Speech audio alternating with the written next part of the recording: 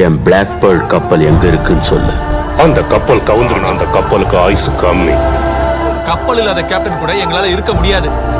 என் உடல் பொருள் ஆவி எல்லாமே பிளாக் பேர்ல் கப்பல் தான். அந்த பிளாக் பேர்லை திரும்ப அடையிறதா என்னோட லட்சியம். உண்மையிலேயே அந்த கப்பல் கவுந்திருந்தா நீ உயிரோடவே இருந்திருக்க மாட்ட. என்கிட்ட தான் கப்பல் இருக்க.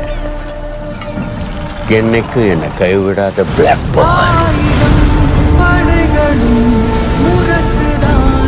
ஆனா என் கப்பல் எப்படி இருக்கு தெரியுமா? பெருசா, அழகா, கம்பீரமா இருக்கும்.